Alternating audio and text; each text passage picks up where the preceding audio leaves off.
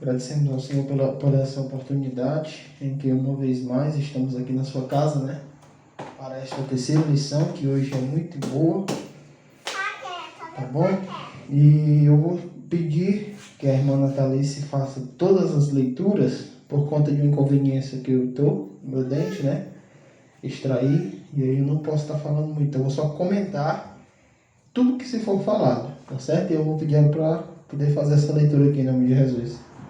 Faça aí, Miriam. Em nome de Jesus. Pô, vai meter dentro de câmera. Leitura da palavra. Lá, primeiro. Eu trago o filme da mesa. Onde é? Marcos. Marcos Capítulo 1, do versículo 1 ao 8.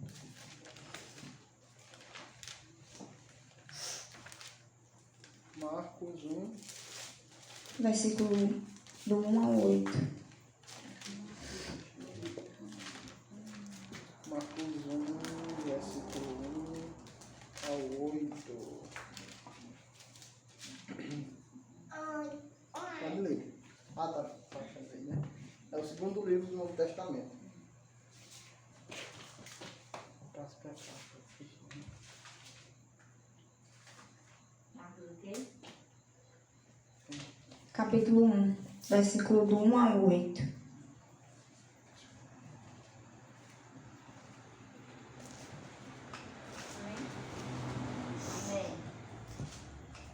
Versículo 1. Princípio do Evangelho de Jesus Cristo, Filho de Deus. Como está escrito no profeta Isaías: Eis que eu envio o meu anjo ante a tua face, o qual preparará o teu caminho diante de ti. Voz do que clama no deserto: preparai o caminho do Senhor, endireitai as suas veredas. Apareceu João batizando no deserto e pregando o batismo de arrependimento para a remissão de pecados. E toda a província da Judeia e todos os habitantes de Jerusalém iam ter com ele. E todos eram batizados por ele no Rio Jordão, confessando seus pecados. E João andava vestido de pelos de camelo e com um cinto de couro em redor dos seus lombos, e comia gafanhotos e mel silvestre. E pregava dizendo: Após mim vem aquele que é mais forte do que eu, do qual não sou digno de, abaixando-me, desatar a correia das suas sandálias.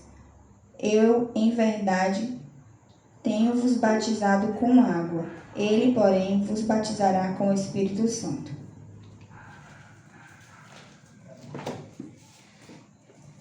Muito bem, hoje a nossa terceira lição, né?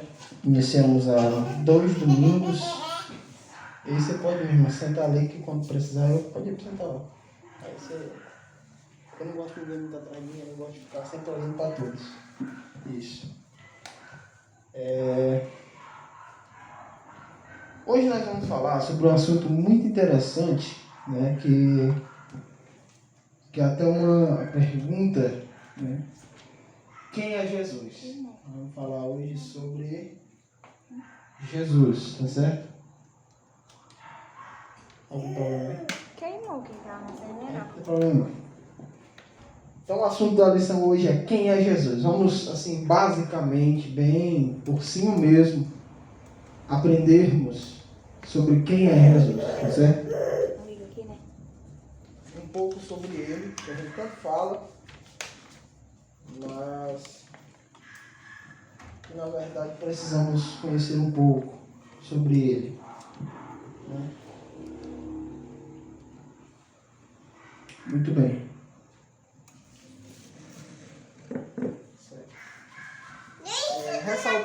Ressaltando desde o início que esta aula é de suma importância. Na verdade, para mim, ela é uma das mais importantes, pois ela vai falar sobre o autor e consumador da nossa fé, que é Jesus. E na verdade nós temos que aprender um pouco dele, um pouco sobre quem é ele, na verdade, o que ele fez por nós, o que significa ele, o Filho de Deus, né? E também Filho do Homem, né? O significado e a expressão, enfim, o que significa Jesus, um pouco de sua história, de onde é que ele veio, o significado de sua encarnação na Terra, vários aspectos a ser observado, nós iremos falar hoje sobre Jesus. Porém, ressaltando que é uma bem básica lição, porque na verdade, como diz João, se fôssemos falar de quem é ele, de tudo que ele significa, nem todos os livros do mundo caberia a história dele, porque ele é infinito, né? Ele não tem fim. Porém, é necessário que conheçamos um pouco daquilo que ele deixou, né, à nossa disposição, de sua personalidade, de quem ele é e do Deus que ele significa para as nossas vidas. Muito bem. Vamos aqui no comentário introdutório, né? Vamos aqui na introdução, pedir a nossa irmã para ler aqui em nome de Jesus. Bem rápido para a gente poder comentar.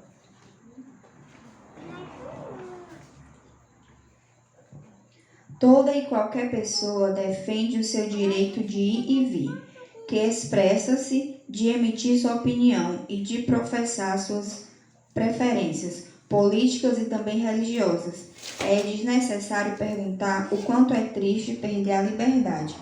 Como vimos na lição anterior, Israel, por desobediência, perdeu tal condição. Deus já os havia advertido de que, se procedesse como as demais nações, assim como as desapropriaria para que Israel ocupar o lugar delas. De igual forma, ele faria com o povo escolhido. No exílio, os descendentes de Abraão passaram a ouvir mensagens proféticas de libertação através de homens que Deus enviava, tanto para repreender os reis quanto para exortar o povo. Assim, os herdeiros de Abraão passaram a ter esperança e a ansiar cada vez mais a vinda do tal libertador, ou Messias, isto é, o Redentor, capaz de libertá-los, restituindo-os definitivamente.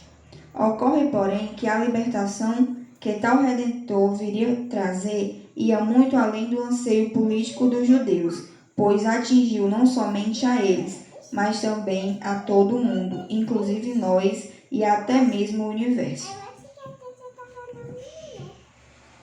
Muito bem. Observando esse comentário introdutório, ele dá basicamente aquilo que ele dá uma pequena reflexão sobre a lição passada, para que nós não nos esqueçamos que o povo de Israel, na verdade, né, tinha o direito à liberdade de ser governada somente por Deus, mas pela sua desobediência, como a gente leu, né, ele, por seu próprio pecado, trouxe para si consequências pelas quais vem a escravidão, a subserviência, né, e a sujeição a pessoas que não são Deus, mas a pessoas da terra. Então, isso é uma consequência do pecado, e observando isso, dentro deste contexto, nós entendemos que Israel começa a anelar por um Messias. Israel começa a anelar por alguém que viesse os resgatar da escravidão. Você vê que no período de 430 anos, Israel está-se a mercê e escravo do povo egípcio.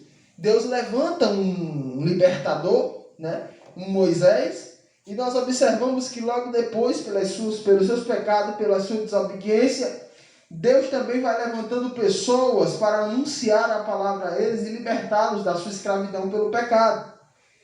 Nós observamos aqui que, de tanto cair, de tanto levantar, Israel anela agora, não um homem comum, mas um libertador do céu. Alguém que viesse para consumar a obra de libertação. Alguém que viesse enviado por Deus para fazer tal obra que não falhasse, né? E esse é chamado de Messias. Nós observamos que no Antigo Testamento diversas profecias vindas da parte de Deus, usando seus servos, que haveria de vir um Messias, alguém que traria a redenção, a salvação, um ser perfeito, alguém que traria a libertação concreta, não alguém corruptível, mas alguém incorruptível, embora nascido de homem, mas enviado de Deus. Portanto, em Apocalipse nós observamos que só haveria um no céu e na terra que poderia ter tal liberdade e tal respaldo de fazer esta obra. E o nome dele quem é? Jesus. Nós vamos observar aqui que apesar dos judeus eles terem anelado, porque os judeus pensavam assim, com certeza o Messias que haverá de nos salvar vai vir de uma linhagem real, vai nascer em berço de ouro e com toda certeza vai ser alguém de suma importância, um político, alguém de suma relevância que virá nos resgatar. Porém, lendo a palavra de Deus, nós observamos justamente ao contrário. E sobre basicamente isso, esse comentário introdutório. Vou terminar, eu vou ler aqui. Algumas características, alguns nomes que Jesus é chamado na Bíblia. Um dos tais, Filho do Homem. Vamos entender essa expressão, Filho do Homem, o que significa, tá certo? A primeira profecia acerca do libertador. A primeira profecia acerca do libertador ocorre em Gênesis 3 e 15. Vocês podem até anotar aí para depois ler. Tá certo? Diz assim: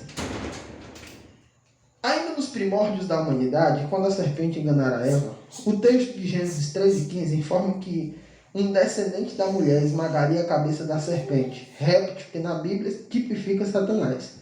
Em sua bondade e misericórdia, o Criador sabia que a humanidade caída se tornaria escrava de seus próprios desejos egoístas. Por isso, ali mesmo o Senhor fez tal promessa que antevia a necessidade da libertação humana. Como já vimos na primeira lição, tal profecia é chamada de proto-evangelho, isto é, um vislumbre antecipado do que Deus efetivamente faria através do seu enviado. Então nós vemos aqui essa primeira profecia, né? Logo após, nós observamos aqui em Gênesis 3 e 15, logo após o homem ter pecado contra Deus, transgredido o seu evangelho, ido além do que Deus haveria estabelecido lá no Éden, o Senhor, depois de sentenciar a cada um, ao homem, à mulher, ele sentencia aquela serpente, e aquela sentença que Deus dá àquela serpente já era uma profecia que posteriormente se cumpriria, nos dias de Jesus. Porque Deus já sabia que, embora fosse levantar Abraão, Isaac, Jacó, Moisés, Josué, enfim, tantos outros, os 13 juízes, nenhum desses poderia saldar ou quitar a dívida que o pecado, baixe isso aí em nome de Jesus, por favor, porque não dá não, viu? Ou então vai lá para dentro. Nenhum desses, irmão Cleves, nenhum desses poderia saldar ou quitar a dívida que aquele pecado estava fazendo entre a humanidade e Deus. Nenhum. Sabendo disso, Deus disse: da semente da mulher nascerá um que esmagará a tua cabeça. Assim como por um homem veio a morte, por um também virá a vida e a salvação. Assim como pelo homem o pecado passou ao mundo, por um também o pecado sairá. Então já era uma profecia que estava declarando Cristo, o proto-evangelho, ou seja, um evangelho já anunciado ali, em Gênesis. Então, Deus já sabendo e sendo conhecedor de tudo o que aconteceria, de todas as confusões, dá aquela palavra, da semente da mulher nascerá um que esmagará a tua cabeça, Satanás. Então, essa é a primeira profecia acerca de Jesus. nós já vemos Jesus aqui em Gênesis. Jesus já começa a se revelar em Gênesis, né? Agora, irmã, vai ler? O ponto 1, tópico 2, Filho do Homem. Ponto 2 aí. Sei mesmo. Isso. A segunda profecia acerca do libertador. Vai aparecer? O despeito de Israel, a despeito de Israel, ansiar por um redentor, apenas no exílio, tal já havia sido profetizado por Moisés que, devidamente inspirado por Deus, profetizara que o Senhor despertaria um profeta no meio do povo, isto é, da própria comunidade de Israel, que certamente seria ouvido e não desobedecido, como fizeram com o legislador. Tal seria assim porque Deus mesmo colocaria as palavras em sua boca, e ele então falaria sem hesitar tudo o que o Senhor ordenasse. A advertência divina era que todos os que não ouvissem o tal enviado teriam que prestar contas a Deus por tal descaso. Muito bem.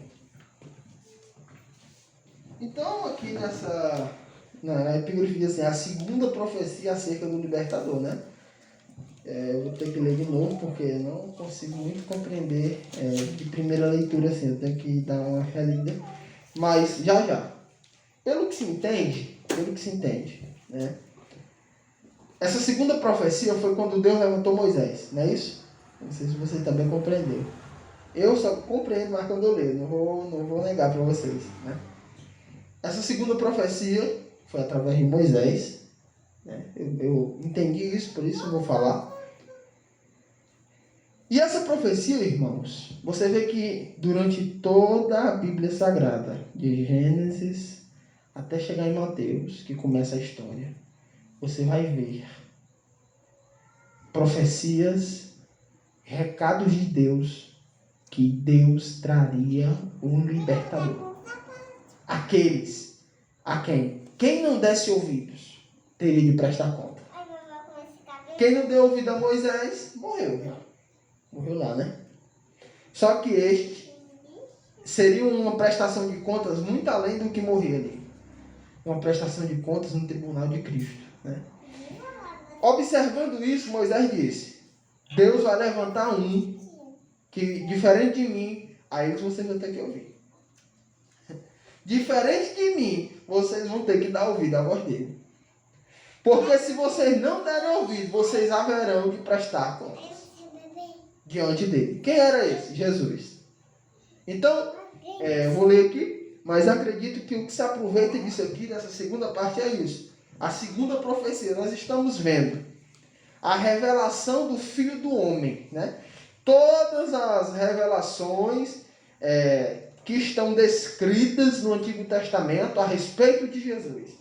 Né? Não falaremos sobre todas, porque são diversas, muitas.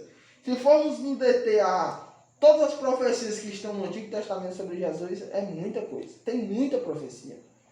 Tanto diretamente como indiretamente. Né? Mas as mais salutares e as mais relevantes a gente vai falar aqui nessa noite. Né? Olha só, vou ler de novo. Não é porque você leu mal, não. É porque realmente eu não compreendo muito se eu não ler. É de mim mesmo. Diz assim: a despeito de Israel ansiar por um... Eu nem posso estar fazendo isso, mas eu vou ter que fazer, porque senão não passo para vocês algo muito valioso. A despeito de Israel ansiar por um redentor apenas no exílio, olha só, tal já havia sido profetizado por Moisés, que, devidamente inspirado por Deus, profetizara que o Senhor despertaria um profeta do meio do povo, isto é, da própria comunidade de Israel, que certamente seria ouvido e não desobedecido, como fizeram com ele, né, com o legislador. Tal seria assim, porque Deus mesmo colocaria as palavras em sua boca, e ele então falaria sem hesitar tudo que o Senhor ordenasse. A advertência divina era que todos os que não ouvissem tal enviado teriam de prestar contas a Deus por tal descaso. Tem mais uma coisa que se aproveita aqui nesse comentário. Israel só queria um libertador quando estava no exílio. Quando estava tudo bem, Israel não queria saber de libertador nenhum, inclusive nem de Moisés. Quando estava tudo em paz, Israel não queria saber de ninguém. Estava tudo em paz, eles estavam em seus próprios pecados. Mas quando Deus permitia que eles fossem exilados e levados cativos, eles ansiavam por alguém que ajudasse eles, por alguém que os libertasse daquelas prisões, né? E foi aí que Moisés falou: Deus haverá de levantar um profeta do meio de vocês mesmo, daqui do meio de vocês, e a eles vocês vão ter que ouvir e obedecer. Se não ouvirem, se não obedecerem, vão ter que prestar conta, né? Ou seja, o próprio Moisés reconhecendo a deidade de Cristo já aqui no Antigo Testamento. O que é deidade? Divindade, né?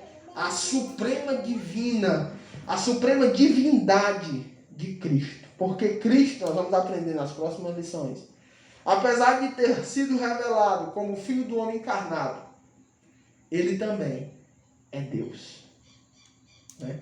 Ele também é Deus. Ele não é igual a Deus.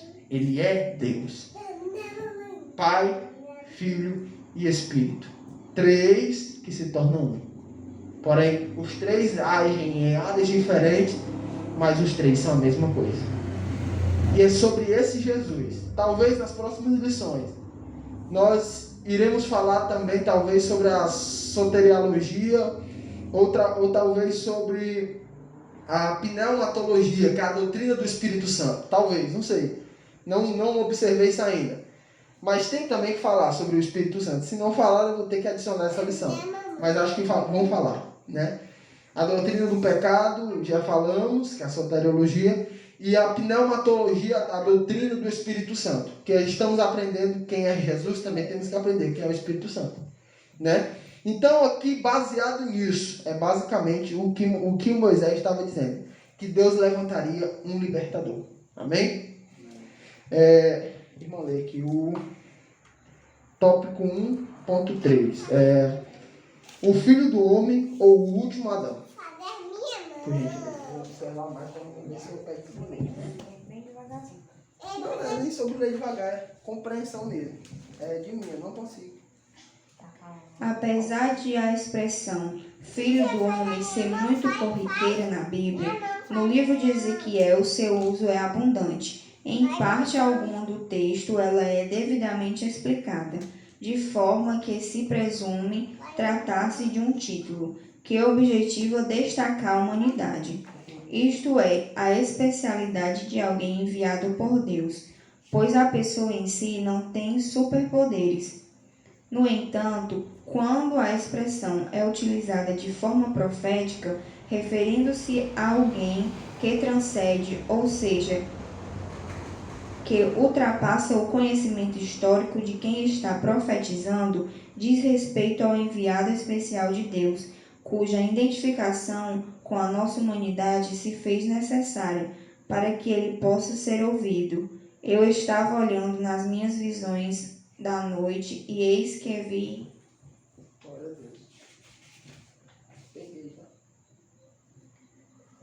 nas nuvens do céu como um filho do homem, e dirigiu-se aos anciãos de dia, e fizeram chegar até ele. É possível notar que depois de Ezequiel e Daniel, que inclusive não deram a si mesmo este título, não foram por Deus assim chamados. O único a ter tal título atribuído a si mesmo, inclusive por ele, foi Jesus. A expressão é abundantemente citada nos 4 evangelhos.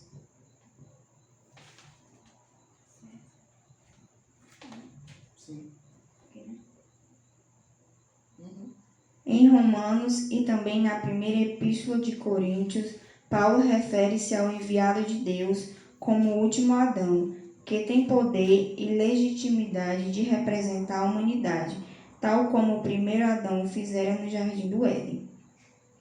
Assim como aquele que era homem este último também é.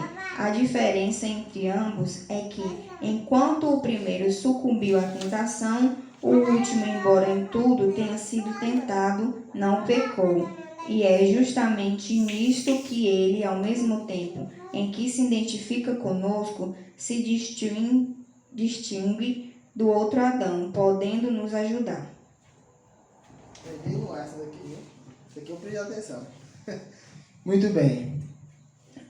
Então o título, né, como vai falar, O Filho do Homem, ou o Último Adão. Estamos falando da representatividade de Jesus como Filho do Homem. Observando esse aspecto, nós entendemos que Jesus, ele veio também com um propósito. Um propósito de quê? De cumprir. Por isso que ele diz cumprir. Porque ele veio cumprir aquilo que no início não se foi cumprido. Observando isso, nós vemos que Adão, o propósito original de Deus era que ele não pecasse, era que ele não transgredisse, era que ele não fosse iníquo, era que ele não falhasse contra a vontade de Deus. Observando isso, nós entendemos que um dos propósitos de Cristo vir à Terra, para nos salvar, porém este propósito aqui desta lição, era cumprir aquilo que não foi cumprido. Era ser aquilo que Adão, o primeiro Adão não foi. Era fazer aquilo que o primeiro Adão não fez. E observando isso, nós entendemos a diferença e a disparidade entre os dois. Porque embora Cristo, como nós lemos aqui, foi necessário que ele encarnasse, ou seja, tivesse nascido aqui na terra em forma de homem pecador, porém não pecando, né? Observando isso, foi necessário Cristo nascer. E também Cristo veio dar o exemplo de que o primeiro Adão sucumbiu ao pecado, à tentação. Ele veio dar o exemplo de um ser que era humano e que seria sim capaz de não sucumbir à tentação. Observamos isso em Mateus 4, quando vemos que Satanás tentou Jesus ali no deserto. Jesus não sucumbiu à tentação do diabo, porém resistiu firme na fé, no seu propósito. E deu-nos este exemplo para que possamos também seguir, para que possamos também obedecer a sua exemplar vida. Ele vai falar em Mateus, acho que 4,16, se eu não me engano, ou 16:8, uma coisa assim. Ele vai falar assim: tem de bom ânimo, porque eu venci o mundo. Ou seja, ele venceu, nos deu o exemplo. E também, você pode até pensar, mas Jesus era Deus. Não, na forma que ele está aqui, materializado, encarnado como homem, ele está dando o exemplo como um homem que podemos resistir ao pecado. Ele não está dando exemplo como um Deus. Vocês estão entendendo essa disparidade? Ele não está dando-nos um exemplo de que Deus pode resistir ao diabo. Deus não resiste ao diabo. Deus é maior do que o diabo. Porém, ele está dando um exemplo de ser humano que pode resistir ao pecado, à tentação e a Satanás. E ele disse: assim como fiz, façais vós também. O Filho do Homem, assim como Ezequiel viu, né, ele assentado nas nuvens, assim como Isaías viu, ele colocando uma brasa de fogo sobre a sua boca, assim como Daniel também viu, eles não eram Filho do Homem. Filho do Homem seria aquele que seria revelado por Deus, que era Jesus. Porém, Jesus viria mostrar que o primeiro Adão não cumpriu a tarefa, ele veio e cumpriu. Jesus veio mostrar que o primeiro Adão sucumbiu à tentação, ele, porém, não sucumbiu à tentação.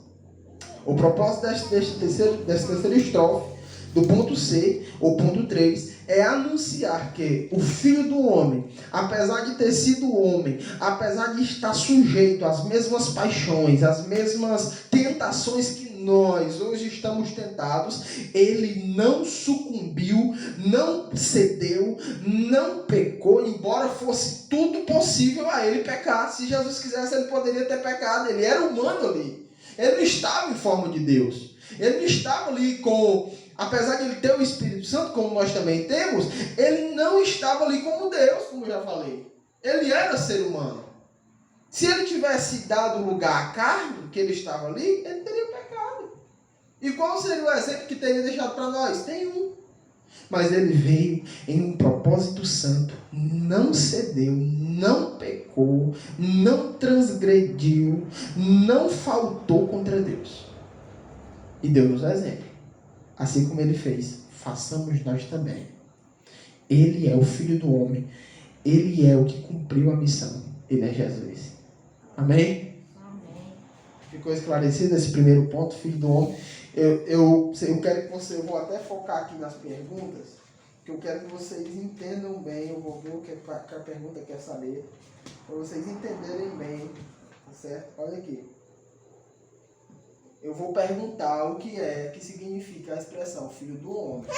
Vocês vão ter que saber, tá certo? O que significa Filho do Homem? Eu vou fazer assim, sabe por quê? Porque aí passam-se cada lição, cada ponto, e a gente já se esquecendo do que foi falado na primeira. Então, uma das perguntas relevantes, vocês já vão pensando aí, né? É Filho do Homem. Vai querer saber o que é Filho do Homem, segundo a lição, não segundo o que a gente acha. Né? E eu vou falar para você agora o que é Filho do Homem. Vocês não podem se esquecer, tá certo? Vou dar a resposta, tá certo? Filho do Homem, apesar de significar, né, segundo as profecias, que aquele que é humano, aquele que está para entender os nossos pecados, para saber aquilo que a gente estava sujeito. Filho do Homem significa aquele que veio em Jesus. Eu estou falando, a lição vai querer saber em Jesus. Então, foquem nessa palavra, em Jesus. O Filho do Homem não descrito por Ezequiel, não denominado a alguém, mas a Jesus. E a Jesus significa aquele que veio, cumpriu a missão, embora homem, sujeito às mesmas paixões, ele não cedeu. Tá certo? Vou ver aqui se é isso que a lição quer. Acredito que seja. Cadê essa pergunta? Vocês têm que aprender essas respostas.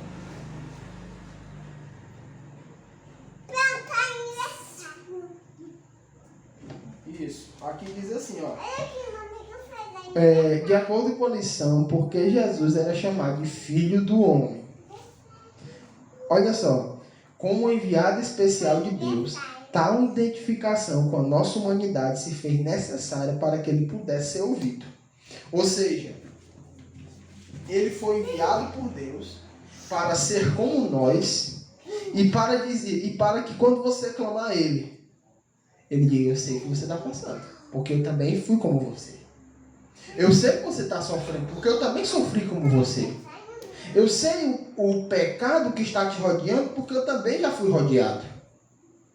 Essa identificação, para que ele pudesse ser identificado como nós, nos entender e nos ouvir, e nós também possamos ouvir a ele. Amém?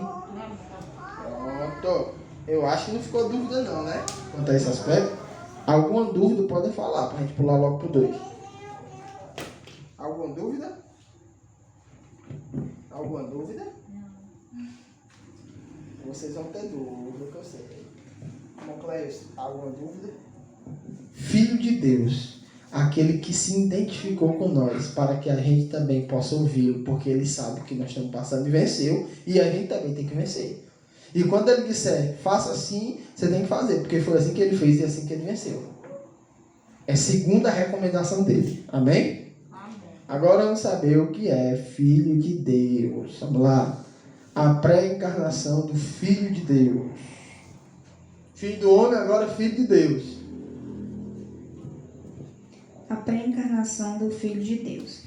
O Evangelho de João, em seu capítulo 1, chamado de prólogo, informa que a existência do Filho de Deus, identificado no texto pela expressão verbo, antecede muito em seu nascimento humano. É o que chamamos de pré-encarnação. Isto é sua existência antes de se tornar um ser humano como nós.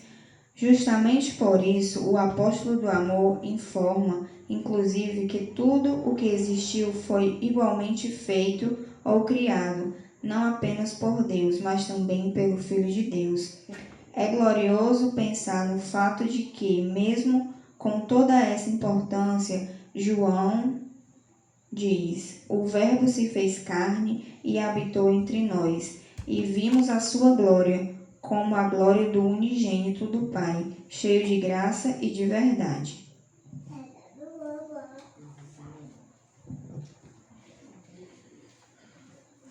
Agora vamos falar, tá certo?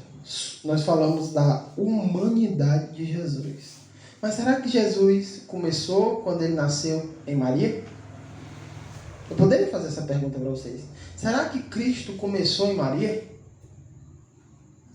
Ou será que Cristo sempre existiu?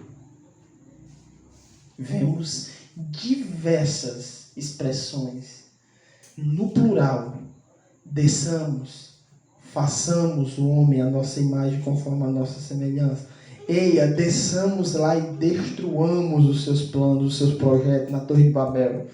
Em diversas passagens bíblicas, nós observamos o plural. Quem seria esse plural? Porque tanto no original como aqui na nossa tradução, né, tem plural. Façamos, desçamos, olhemos, enfim, diversas passagens. A resposta para a pergunta que eu mesmo fiz seria: não, Cristo não surgiu de Maria. Cristo era já antes de Maria. Já. Cristo não foi gerado, mas criado. Ele não nasceu, ele sempre existiu. Ele não nasceu em Maria, porque ali Jesus nasceu. Não. No princípio ele era o Verbo. E o Verbo estava com Deus. E o Verbo era Deus. Ou seja, quem é esse Verbo? É Jesus. Apesar dele ter se feito carne, ele não nasceu na carne. Ele sempre existiu no Espírito. A divindade, a deidade, a espiritualidade dele como Deus, igualmente como Deus, sempre ocorreu. Desde o princípio dos séculos, antes de tudo ser formado, ele já existia. Ainda quando tudo na terra era só água, que a Bíblia diz que na terra só se tinha água e a água cobria tudo, né? Ele já existia. Ainda quando os céus se formaram, ele já estava lá. Antes de Satanás cair, ele já estava lá. Quando Satanás nasceu, ele já estava lá.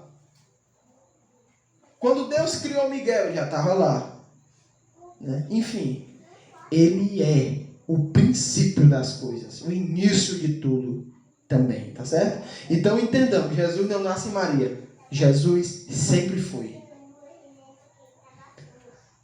Conforme o nosso entendimento de nascer, gerar, criacionismo, não, ele não é dessa era do criacionismo.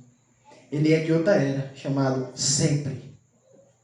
A nossa era é, nasceu de um, nasceu de outro, nasce ali e reproduz. Não, ele não é dessa era, ele não é desse tempo, ele não é desse Cronos. Ele é de outro Cronos, o tempo de Deus. Ele é de outra era, a que sempre se foi, a que sempre existiu, a que nunca se acaba. Apesar de sempre existir, nunca se acaba. Tá certo? Então, a pré-encarnação, né, o prólogo, ou seja, o que sempre se foi, o que sempre existiu. Tá certo? Então, apesar dele ter se encarnado, como diz João, né, o Verbo se fez carne e habitou no meio de nós, e vimos a sua glória. Mas ele diz também: o Verbo era Deus e o Verbo estava com Deus. Estava, sempre esteve lá. Tá bom? É isso. Primeiro ponto da segunda lição aqui, do segundo subtópico, primeiro subtópico do segundo tópico. A gente pode falar assim. Agora vamos falar do nascimento do Filho de Deus. Eu não consigo falar baixo, você sabe, minha irmã. Estou com 2 pontos aqui na boca, mas não consigo falar baixo. Já é costume. Vai. O nascimento do Filho de Deus. A própria simplicidade do nascimento terrenal do Filho de Deus demonstra o quanto ele, a despeito de ser divino, se sujeita a identificar-se conosco naquilo que é mais comum, simples e trivial. Sua descrição contrasta com a pompa e a grandiloquência humana. É bem por isso que Herodes surpreende-se com a informação dos magos do Oriente de que nascera em Belém um rei. Temendo perder o seu posto e na intenção de exterminar o Filho de Deus, o malévolo governador da Judéia mandou então que se assassinasse todos os meninos belemitas de até 2 anos. Felizmente, divinamente avisado, José, esposo de sua mãe Maria, considerando o pai terreno de Jesus, fugiu com ela e o menino para o Egito, escapando assim da crueldade herodiana. Aqui nós vamos falar do nascimento de Jesus, né? Que vai ser relatado nos evangelhos, né? Nos evangelhos sinóticos, ou seja, aqueles que se repetem. Acredito que em Marcos não será narrado, mas em Mateus e Lucas sim, né? É isso mesmo. Então o que nós podemos tirar daqui? Como foi o nascimento de Jesus, né? Para mim, José, o mais corajoso da terra e mais espiritual. Por quê? Porque ele estava ainda desposado com Maria, sua mulher. Ainda não tinha a conhecido como mulher. Ainda eles eram desposados. E aí, o anjo do Senhor se revela a Maria e diz assim: não temas, agraciada, porque de ti nascerá aquele que haverá de reger as nações, aquele que traz o cetro da equidade, aquele que governará, aquele que trará o caminho de luz aos povos. E ele será chamado Emanuel, Deus conosco, né? Ora, de repente, Maria, que não tinha conhecido ainda José como esposo, se acha grávida, né? E aí José não queria constrangê-la e planejou deixá-la secretamente pela madrugada. E nós observamos que quando ele vai a sair, o Senhor se revela a ele através do seu anjo e diz assim: José, não temas receber Maria como tua mulher, porque o que nela está gerado é do Espírito Santo, é de Deus. Ela não conheceu o pecado, o que nela está gerado é do Espírito Santo, né? José temeu, recebeu a palavra e recebeu Maria como sua mulher, né? E eles criaram a Jesus. E a notícia logo chegou a Herodes, rei da Judéia. E aí a notícia que chega a ele é: olha, em Belém da Judéia nasceu um rei. Ele diz: como assim nasceu um rei? Eu sou o rei. Como assim se pode nascer um rei? Eu sou o rei. Tá certo? Ele ordena que de 2 anos para baixo, Jesus ainda não tinha 2 anos, né? Estava ainda nessa fase. Ele ordena que de 2 anos para baixo, todos os belemitas, ou seja, todos os que moravam em Belém, fossem mortos. Fossem mortos. Consequentemente, pegaria, né? A gente só essa câmera aí, não me deixa aí. Só um pouquinho. Isso, ótimo. Consequentemente, esse tal rei seria pego e seria morto. Esse tal ele já pensou assim: olha, se nascer um rei é meu Messias, então vai tomar meu lugar. Aí ele ordena: mata todas as crianças de 2 anos para baixo. Todos. A intenção não era matar todos, a intenção era matar Jesus. Mas o anjo do Senhor se revela, o anjo Gabriel se revela novamente àquela família e diz: olha, fujam para o Egito até que eu mande que vocês retornem, porque tem muitos aí atrás de matar o menino. Eles vão para lá, passam a temporada, todos os belemitas de 2 anos para baixo morrem. O Senhor lá no Egito se revela novamente a José, a Maria, e diz: olha, podem retornar, porque os que procuram matar o menino já estão mortos, já passaram. E aí quem começou a reinar foi Arquelau, né, da família de José. E José vai para Nazaré. e passa lá, começa a habitar lá. Por isso que Jesus é chamado de Jesus, de Nazaré. Tá vendo? Vocês conhecem essa história. É bem básico isso. Porém, observando esse assunto, nós entendemos que o nascimento de Jesus foi basicamente isso, né? Que apesar de ter sido perseguido já desde criança, porque Satanás já queria ali frustrar o propósito de Deus para a humanidade. Mas só que você entende que Deus não ia permitir isso, sob hipótese alguma. Deus avisou, eles foram, quem tentou matar Jesus foi o que morreu, e Jesus foi crescendo, foi crescendo, foi crescendo. Eu observo uma passagem bíblica que eu estava até lendo ontem, né? Que Jesus, com 12 anos, irmão, 12 anos de idade, já estava anunciando a palavra nos templos, interrogando os doutores da lei, né? E fazendo-lhe perguntas e respondendo perguntas com 12 anos de idade. Jesus realmente era o cara. Jesus realmente veio, deu o exemplo. Como é que pode uma pessoa com 12... É porque você não entende isso. Mas como que pode uma criança de 12 anos interrogar doutor da lei e responder perguntas a doutor da lei, né? Enfim, esse é o nosso Jesus. Nasceu assim. Nós vamos pular agora pro ponto 3, né? O que significa ser filho de Deus? Porque nós não falamos sobre o nascimento do Filho de Deus? Vamos falar sobre o que significa ser filho de Deus. Certo? Pode ser? Aqui, ó. Estamos com 46 minutos de aula.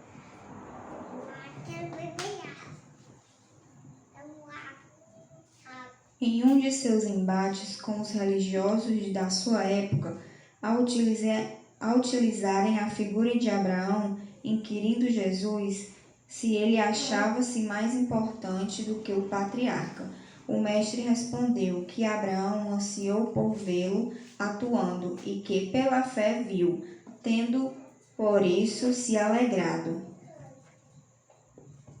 Indignados com essa afirmação e alegando o fato de Jesus não ter ainda 50 anos, sendo por isso impossível ter visto Abraão, o mestre respondeu que antes do patriarca ele já era, isto é, já existia. Em outra situação, ao revelar ser filho de Deus, Jesus sabia que tal pronunciamento significava o mesmo que afirmar que era semelhante ou igual a Deus. Em outras palavras, conforme os próprios judeus entenderam bem, ele estava dizendo que era Deus.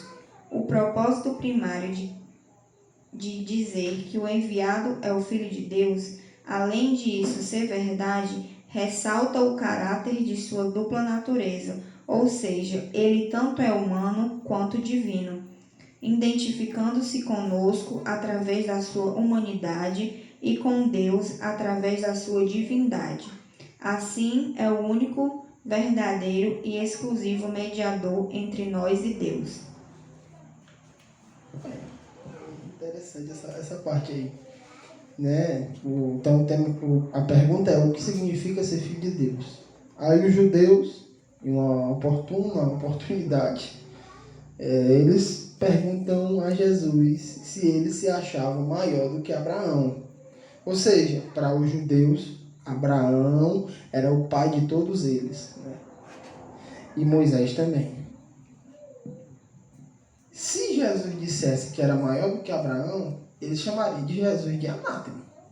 Porque como pode uma pessoa que está aí pregando o evangelho, ninguém sabe nem se ele é de Deus, dizer que é maior que Abraão, que é nosso pai? Né? Isso seria uma briga para eles. Né? E aí, a resposta de Jesus é o que mais me deixa interessado nisso. Ele diz assim: olha, Abraão ansiou por me ver. Abraão ansiou por me ver. E quando pensou nisso, se alegrou. Ou seja, eu não sou maior do que Abraão. Eu sou o Deus de Abraão. Abraão queria me ver. Abraão queria ver Deus. Então, ele queria me ver. Os judeus entenderam muito bem essa afirmação. Eles estavam entendendo que Jesus estava dizendo que ele realmente era Deus. Ele não era maior do que Abraão, ele é Deus. Né? Então, ser filho de Deus ressalta também a dupla personalidade de Jesus, que apesar de ser humano, também é filho de Deus e também é Deus. Então, ser filho de Deus significa que é aquele que foi enviado por Deus e é Deus, e apesar de ser humano, também é Deus. Dupla personalidade, ser homem e ser Deus, ser filho de Deus. Anota aí, viu, irmão? É para você não se esquecer.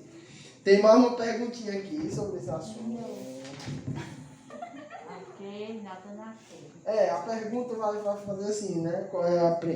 Isso aqui nós já passamos, né? Qual a principal diferença entre o primeiro e o último Adão? Vocês vão saber, ter que diferenciar quem foi o primeiro Adão e quem foi o último, qual é a diferença deles, né? O primeiro Adão foi Adão. O último Adão, quem foi? Qual é a diferença entre o primeiro e o segundo? Acho que isso é mais fácil. A terceira pergunta vai falar, de acordo com o texto de João 5,18, o que significava dizer que era filho de Deus? Que eu estou falando agora. Que apesar de ser humano, ele é Deus. Ele estava dizendo que era Deus. Se ele diz que é filho de Deus, ele é Deus. Tá certo? É o mesmo exemplo. Eu penso assim, né? Se eu tenho uma filha e ela diz, eu sou filho do Germano, tudo que é meu é dela, ela sou eu e eu sou ela, a minha personalidade, o meu caráter, tudo que é eu está nela. Vocês entendem isso? Da mesma forma é com Deus. Quando Jesus fala que é filho de Deus, tudo que é de Deus é de Jesus. Tudo que tem em Deus tem em Jesus. O mesmo poder que opera em Deus opera em Jesus. Eles não são diferentes, eles são o mesmo. Vocês entendem agora com essa ilustração? É isso que a pergunta vai querer saber. Não se esqueçam. Está esclarecido, irmão? Não se esqueçam. Isso que estou falando um pouco assim é porque o negócio está sério. Ponto 3, foi que a gente leu? Tu leu todinho? 3? Eita agora. E aí? Tu leu até aqui?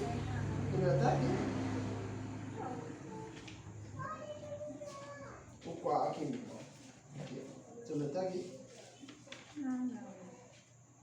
Porque isso aqui, ó. Isso aqui termina aqui. Isso aqui, né? No caso? Esse aqui é o esse aqui é o auxílio didático. Tudo bem.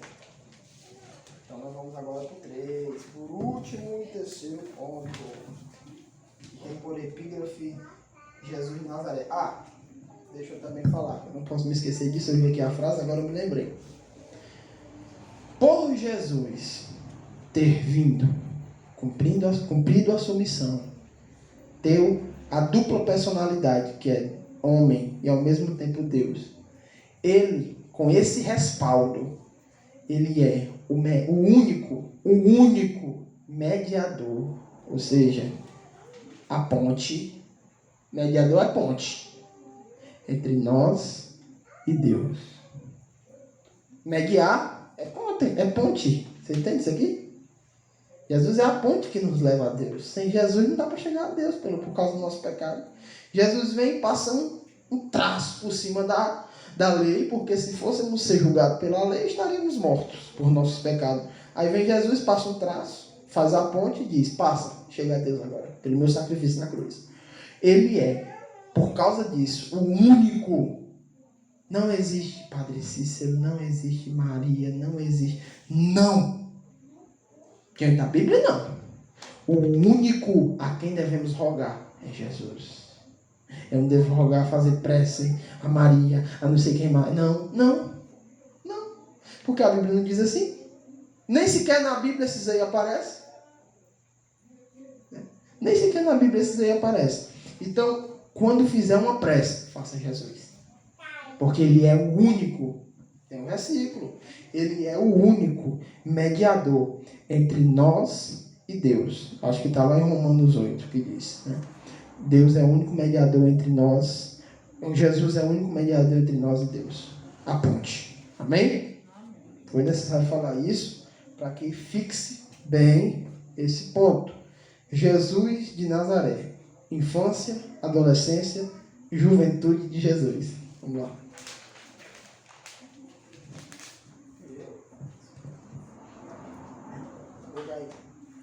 Quer aparecer? Após o nascimento do Filho de Deus e a sua apresentação no templo, a fuga para o Egito e a volta da família para morar em Nazaré, daí o porquê ele ser chamado de Jesus de Nazaré, excetuando um pequeno acontecimento na sua pré-adolescência. Lucas é sucinto em informar que crescia Jesus em sabedoria e em estatura e em graça para com Deus e os homens. Assim fora o fato de que Jesus provavelmente deve ter tido uma vida como qualquer outro menino judeu na sua época. Tudo o que se disser entre a sua trajetória, sobretudo acerca desse período em que a Bíblia silencia, é mera especulação. Certo? Depois do acontecimento em que Jesus nasce, aí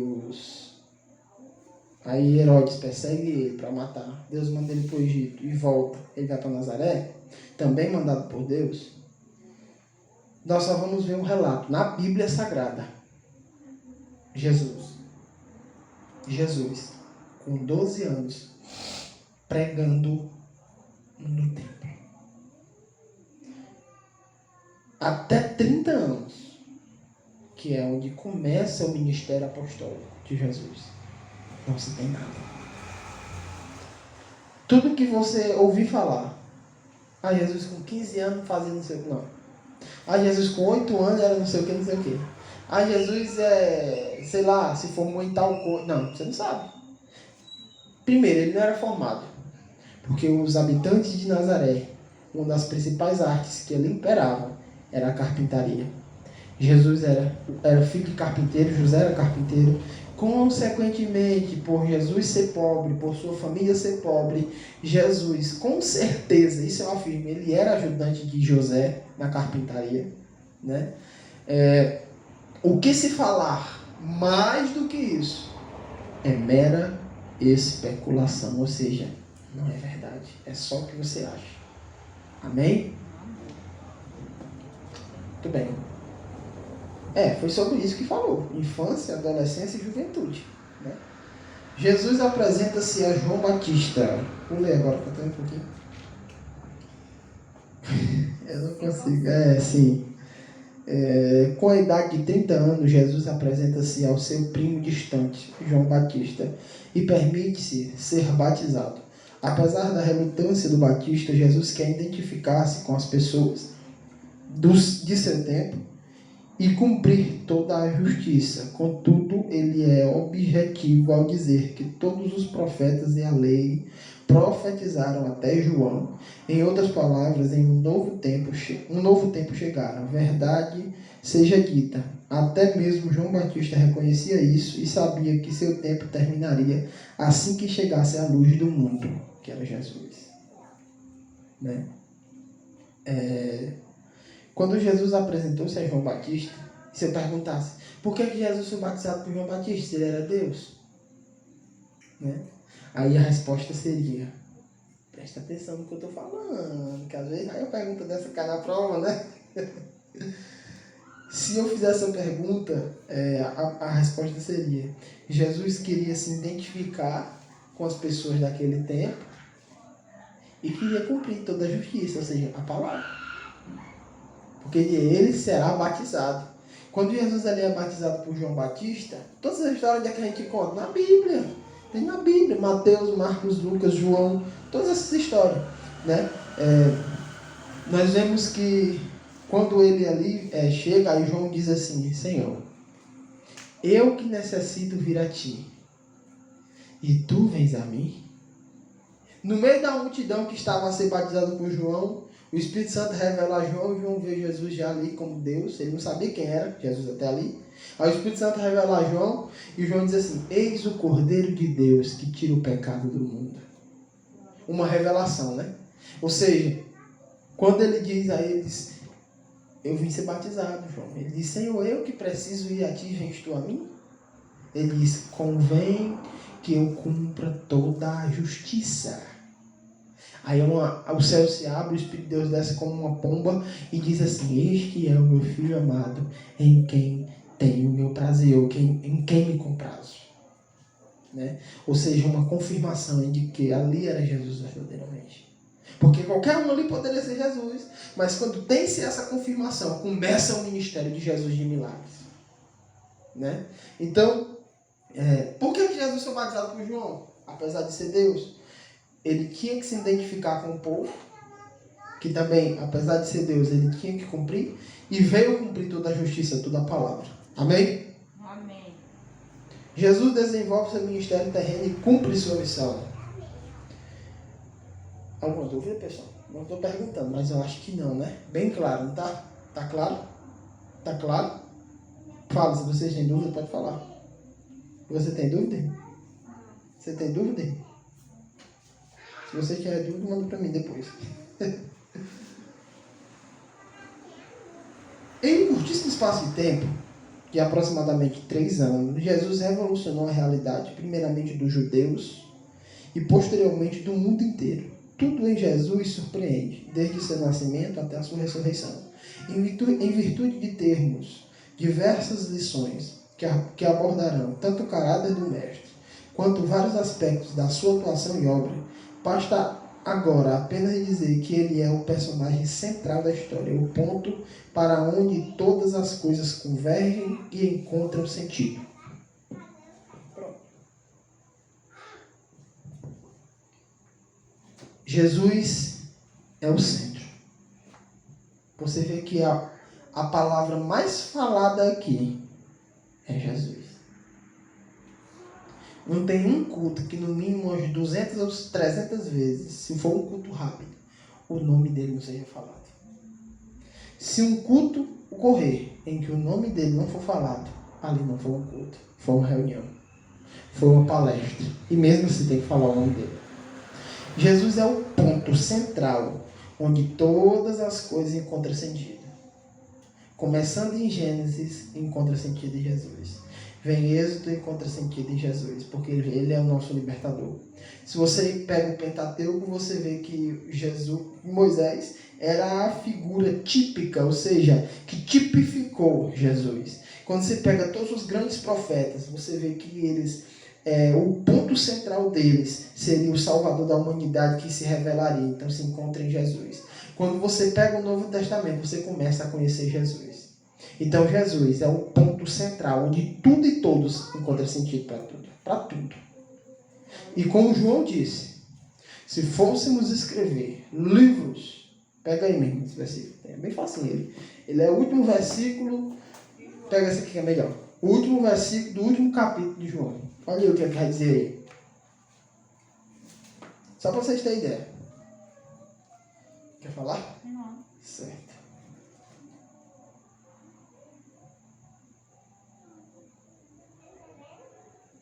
Achou?